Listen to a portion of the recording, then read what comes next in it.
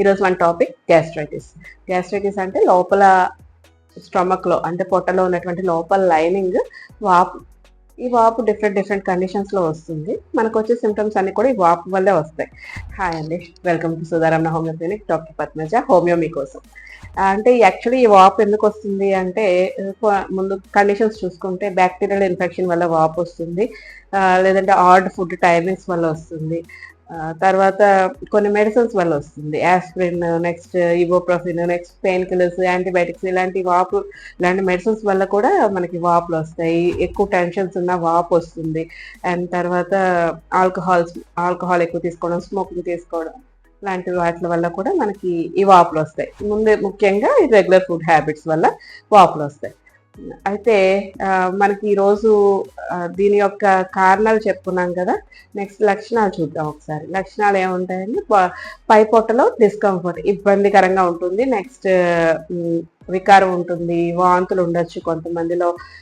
తర్వాత పొట్ట హెవీగా ఉన్నట్టు, బరువుగా ఉన్నట్టు ఉండడం, ఒక్కొక్కరికి కొంతమందికి మోషన్స్ కూడా అవుతూ ఉంటాయి. ఇలాంటి కండిషన్స్ గ్యాస్ట్రైటిస్లో ఉంటాయి. నెక్స్ట్ ఆకలి ఉండదు ఉంటాయి.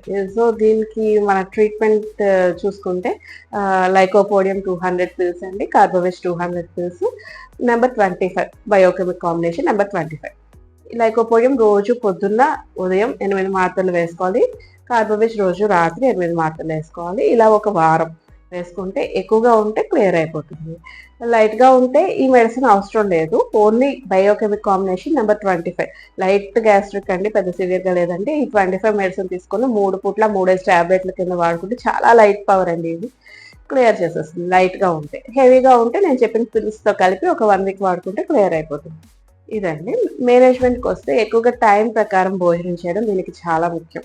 ఎక్కువ పులుపులు, ఎక్కువ ఉప్పు, కారాలు తగ్గించుకోవడం. ఎందుకంటే లోపల లేయర్ డిస్టర్బ్ అవుతుంది. వాపు వచ్చింది అంటే ఒకసారి, తర్వాత అల్సర్స్ ఫామ్ అయ్యే ఛాన్సెస్ ఉంటాయి. తర్వాత వాపులు, ఇబ్బంది వస్తుంది. నెక్స్ట్ వికారం, ఇవన్నీ ఒకదాని తర్వాత ఒకటి వస్తుంటాయి. సో ఫస్టే మనం అవాయిడ్ చేసుకోవాలంటే ఎక్కువ పులుపు, ఉప్పు, కారం, నూనెలు ఇలాంటివి ఉన్నవి తగ్గించుకోవడం.